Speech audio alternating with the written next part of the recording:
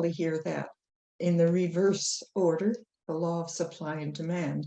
But as true to unity, we mix things up just a little bit. I'm talking today about some of the things, kernels of truth in Emily Cady's book, Lessons in Truth.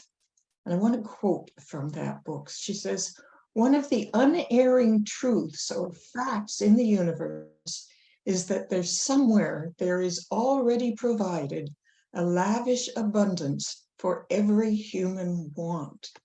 In other words, the supply of every good always somewhere awaits the demand. Another truth or fact is that the demand must be made before the supply can come forth to fill it." That kind of turns things around a little bit for me. The fact that I can demand something before it's even there. To recognize, excuse me, I'm having a little bit of trouble with my technology here. That's it. I got a bulletin saying right in front of my notes that this is recorded. So here we go. She says, to recognize and affirm these two statements is the whole secret of understanding faith. Not naive or gullible faith, but faith based on understanding. Faith based on understanding of the way the law of demand and supply works is not airy-fairy. When it's based on an understanding of spiritual law, faith is very scientific. And she goes on, faith, and this is a quote that Charles Fillmore uses a lot too. Faith is the substance of things hoped for, the evidence of things not seen.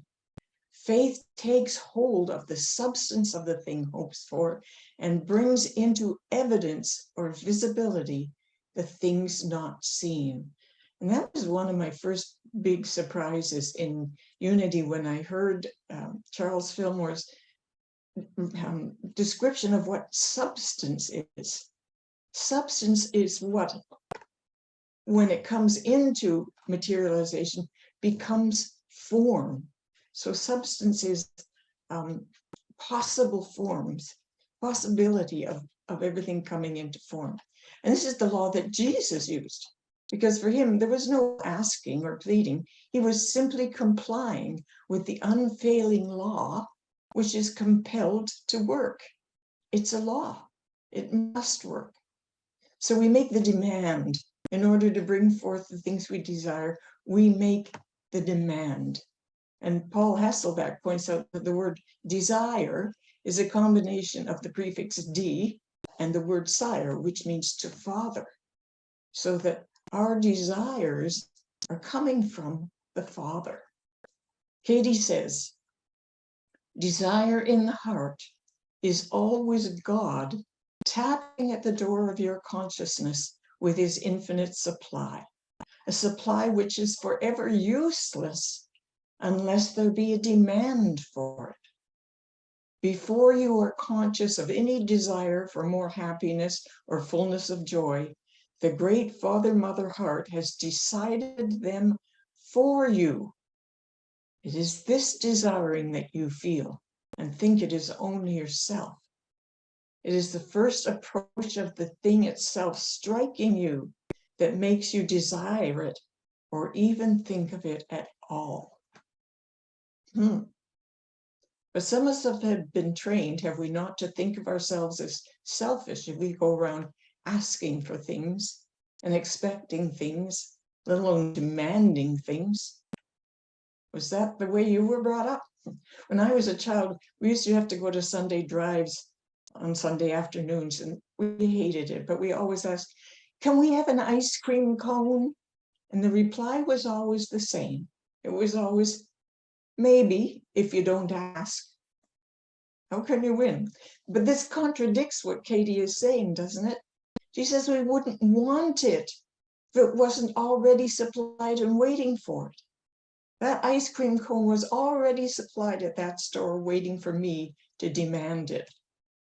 Therefore, to not accept everything we desire is a rejection of spirit, which wants to itself express itself into the world through and as the things we want.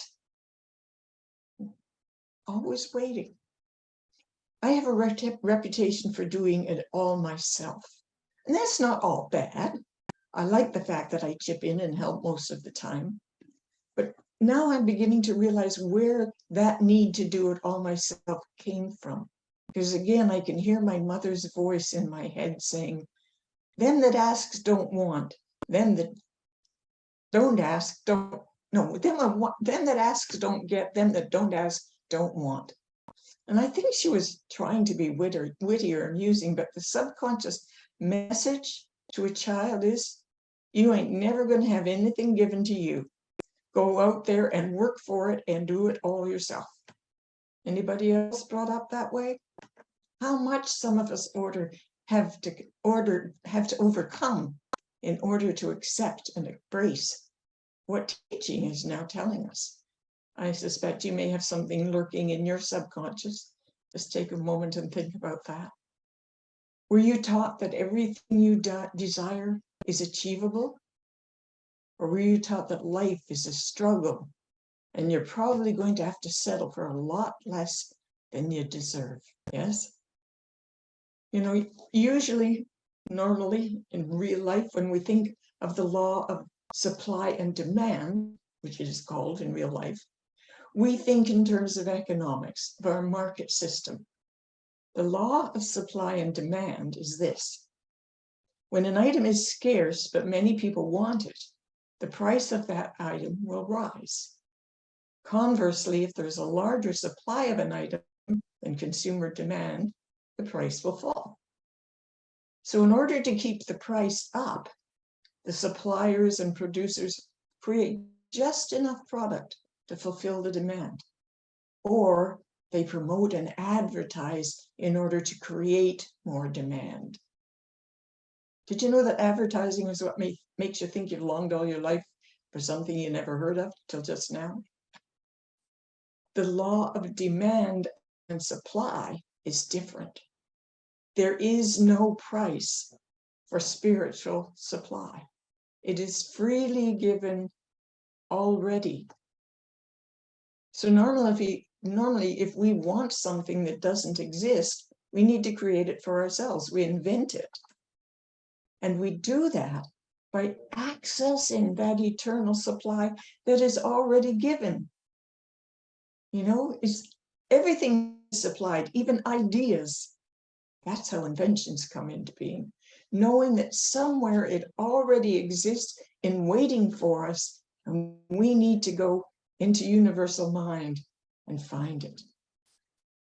My Auntie Dodo is the person who first introduced me to New Thought philosophy. She was at a very good place in her life, lived in California, recently remarried, had a beautiful home up in Pacific Palisades that they're redecorating. She started her own business and it was doing very well. And she's had herself a cute little Carmen Ghia convertible. If you don't know what Carmen Ghia is, it used to be a trendy little sports car. And the license plate on her car read India with a Y, Y-N-D-I-A. And she wouldn't explain that to anyone. It was her little secret. But the day she took me to my first New Thought experience, and I was blown away and instantly knew that this is what I wanted to do. She shared her secret with me. India stood for, you're not doing it alone. She was quite conscious of the awaiting supply responding to her demand. Every invention, every creation is tapping into the infinite and discovering that which already exists. And the spiritual law of demand and supply doesn't make judgments about our inventions and creations. It creates whatever we tell it to.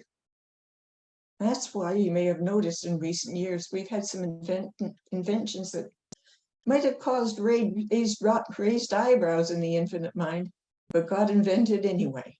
Things like ice cube mix, tricycle kickstands, dehydrated water, fireproof matches, reversible sandwich bread, and disposable garbage bags. And people bought them. That's the power of advertising, making you think you need stuff you don't even know exists. So how about we turn away from the law of supply and demand? That's just something economists made up. Someone once said to me that if you line up all the economists in the world, they will still point in every direction. Economics is a construct of the consciousness of the physical plane. The truth is that everything that ever has been or ever will be invented already exists in infinite mind.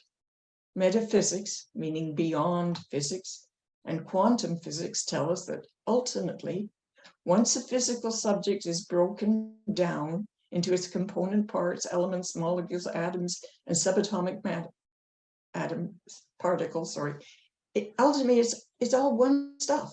It's actually energy, and that energy can be arranged and rearranged to create anything. Did you ever do the experiment where you take a piece of aluminum foil and crumple it up and make something of it? And then the instruction is to unfold it and crumple it up and make something different of it.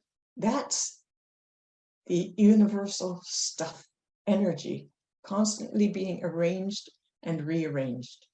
Deepak Chopra talks about the dreams that stuff is made of. We think that things don't exist if they don't exist in this space at this time, but they do. If we wish to experience them, we must bring them into materialization out of non-space, non-time. And we cannot do that by working hard.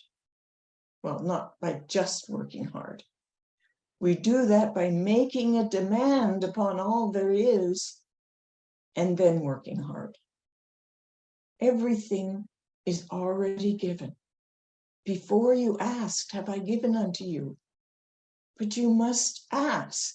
That is the law of demand and supply. The whole ocean is there for us to enjoy, but we have to go to it. Yes, the mountains are there waiting for us to admire them and climb them if we wish.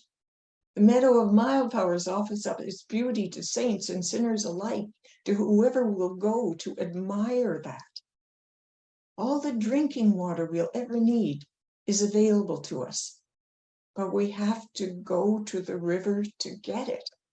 And the river gives itself freely to all, whoever demands water from it. And it gives to us in whatever measure it is demanded. It doesn't care if we just kneel down and scoop out a mouthful of fresh water. It doesn't care if we scoop out a bucketful to take back to our campsite. And it doesn't care if we dam it up and provide enough water for a whole city. But we have to make the demand. In the metaphysical sense, supply is unlimited, and we can demand as much as we want of it. But we can't hoard it, because hoarding is a denial of the abundance, is it not? We've probably all met a hoarder who thinks they're laying up good so that they will never run out, so that they're always supplied. But what they are actually doing is creating a shortage because of the fear in their mind. That's not abundance. That's a lack consciousness. And that's what creates the apparent shortage of anything, damming it up in one place. You've probably heard that the way monkeys are trapped is to put food inside a bottle with a narrow neck. The monkey reaches inside the bottle and grasps the food, but he can't get his hand back out of the bottle because he won't release the food. We must let all the goodness and all the supply of the universe flow freely and circulate through us. We'd stop the flow when we won't let go. We cannot open our arms to receive the good if we're clutching our arms in fear around the little bit that we already have. That's the principle behind tithing or any giving. You must let go of what you have, right? If you want a hug, you must let a hug go. If you want love, you must give love.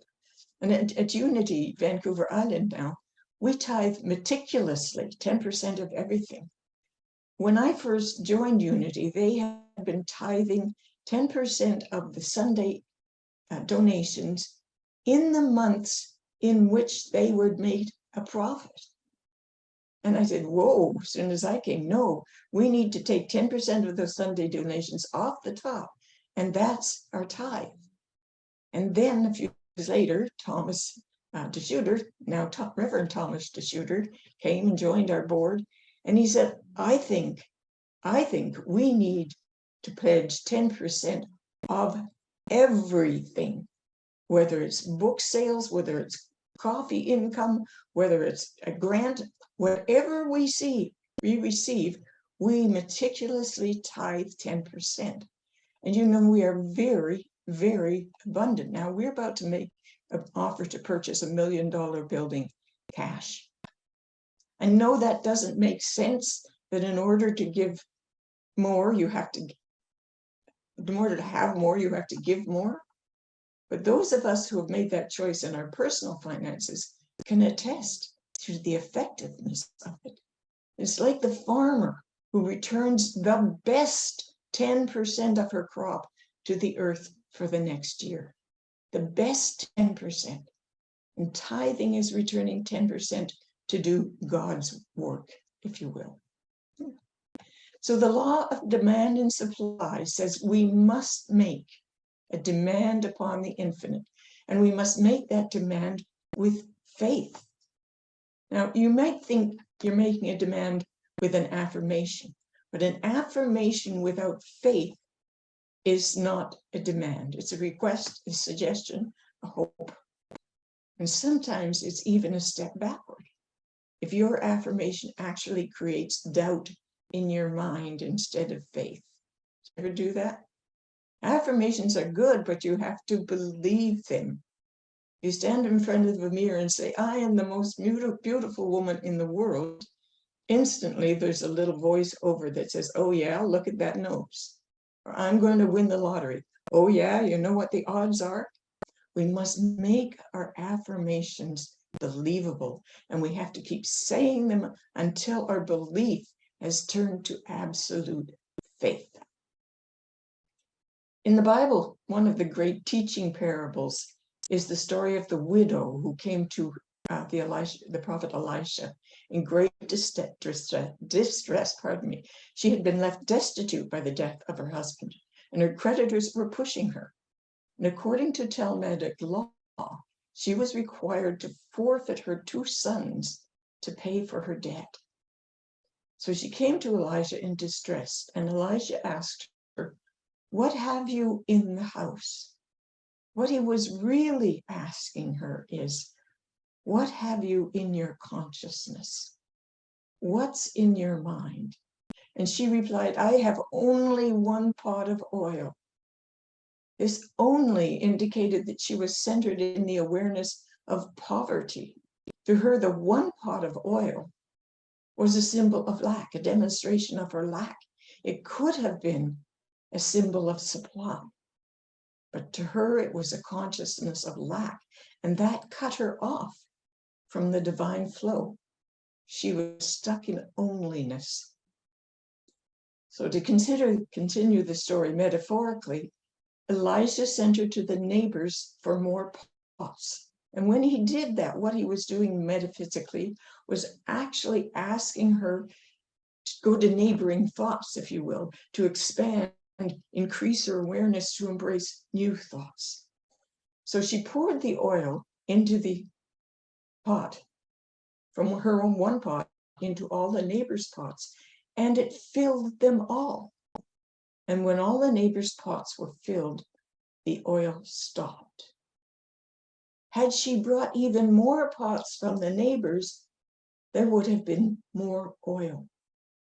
You have to make a demand. You have to make a demand. upon the eternal supply. If you don't bring your pot, you can't be given oil. At my installation ceremony in Kamloops, we had a bit of a ceremony, and we had originally thought about having a banquet, but we talked it over, and some people felt they couldn't afford a banquet. So we decided upon a no-host dinner at a local restaurant so that everyone could have what they could have felt they could afford for dinner. And people came, and I remember one woman coming and ordering simply a side salad and a glass of water. And I remember one gentleman coming in and ordered 2 beers to start with. Then he had soup, salad, steak, baked potato, dessert, and a scotch. And while we were eating, someone went to the desk and paid for all our meals. And I thought, what an immaculate demonstration of making a demand upon the infinite supply. The woman who had a fear-based lack, felt she was almost destitute, couldn't afford anything, couldn't be given much at all. All she demanded was a glass of water and a side salad. But the man who knew that he could just keep drawing on the supply got it all. And for the person who paid, there must have been some frustration that they could not supply a demand for the person who most needed it. But that's the way the law works. You have to draw upon demand, make it demand upon the infinite supply. And Dr. Ken Gordon, who was spiritual director worldwide of Centers of Spiritual Living at that time, was there. And Dr. Ken is an amazing man in the way he prays. He does what we call affirmative prayer. The Centers for Spiritual Living call it spiritual mind treatment. And it's a very specific sort of prayer. It's not, we know everything is perfect in the mind of God, or we know that we are unfolded in God's love. It's not that kind of prayer. I mean, all that is true, and that's a beautiful kind of prayer. But this is very specifically and firmly making a demand upon the infinite. He will use the words demand and command all the time. So Ken will not say, please God, let there be peace on earth. He says, I command the peace that is God. Very powerful. In New Thought, we often speculate that each of us is God projecting itself into physicality in order to have the experience of itself. And each of us is an aspect of the one God expressing. It follows then that when we have a desire for something, that is actually God nudging us to have that experience for everyone, for ourselves and for God. Therefore, that experience must be available. And perhaps every experience we have ever had has been God having that experience. And perhaps God wishes to have every possible experience in order for each of those experiences to be included in the oneness. I often have the experience of God expressing itself through music. I recall a concert where 9-year-old Timmy Chewy played Tchaikovsky's violin concerto to perfection while I sat and wept the whole time. When I hear Mozart's music or watch one of the talented folks on The Voice pour their heart and soul into a song, I know when I see a perfect gymnastics or figure skating or dance performance, I know that routine is providing God with an amazing experience. And that experience, having been received into the allness of God, completes God.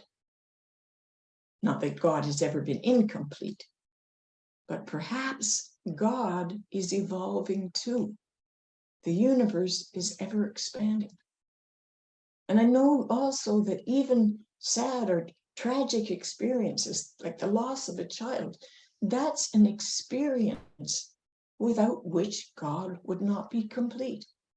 The allness would not have the opportunity to know compassion, forgiveness, resilience, healing. We can use the law of demand and supply to get everything that we want. It can be used that way. And I would suggest that if we use it that way, when we have all the things we think we want, we will want something else. And ultimately, that something else that we want is nothing less than unity, an awareness of and an expression of the unity that we already have and are, but that we keep putting aside in pursuit of stuff. We actually want the kind of unity we can only have when we have walked the mile in the other man's moccasins. The unity we can only have when we have experienced each other's pain and suffering, and when we have poured all our oil into our neighbor's pots. The supply of every good always awaits the demand. Namaste. So I'll invite you now to join me in a few minutes of quiet contemplation and meditation. And if you're comfortable,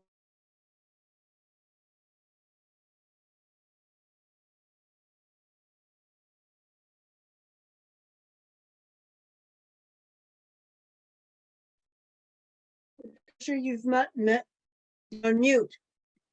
You did. how did that happen? Is that better?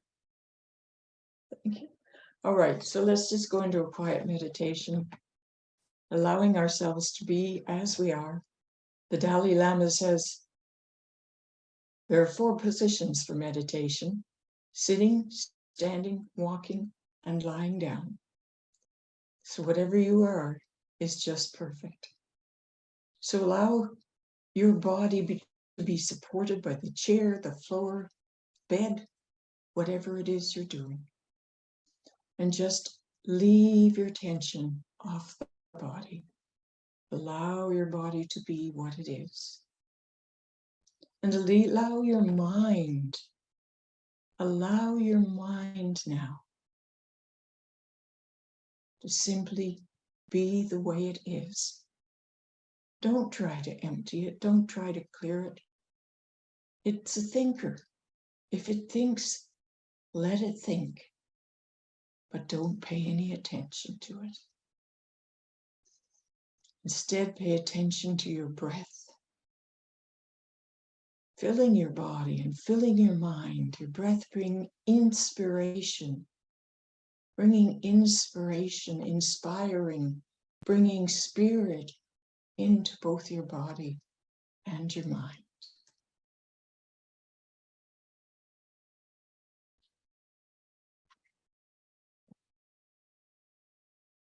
And now just allow your consciousness to lightly light on the idea that there is infinite abundance standing by, awaiting our demand. And breathe. Knowing that as you breathe, you draw that infinite supply closer.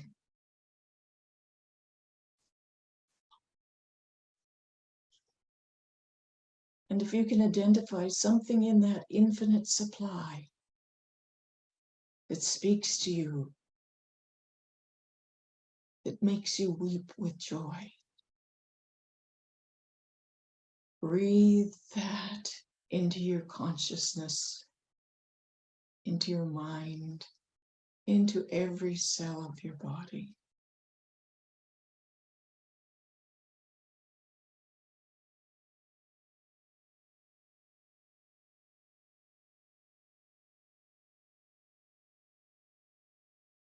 and release it. Just allow it to sit.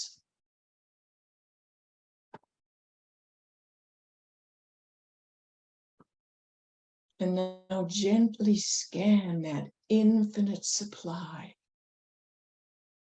noticing things that call to you, just noticing them.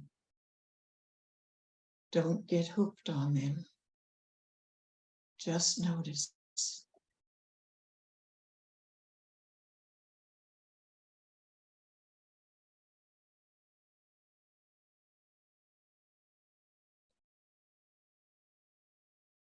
And with your next breath, know that you are drawing to you everything in infinite supply, which is rightfully and joyfully yours.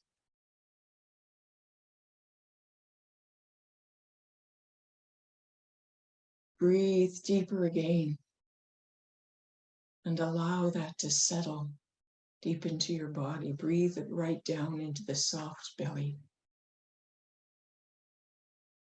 And then release.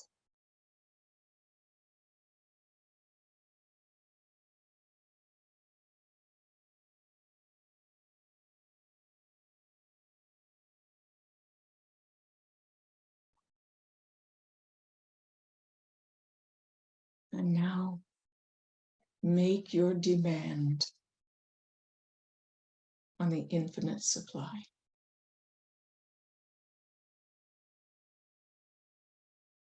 See it coming to you. See the brilliance of it, the light that surrounds it.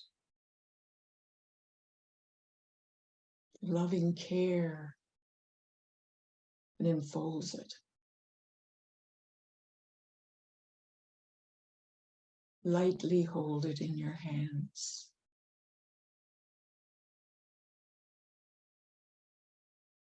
See it, hear it.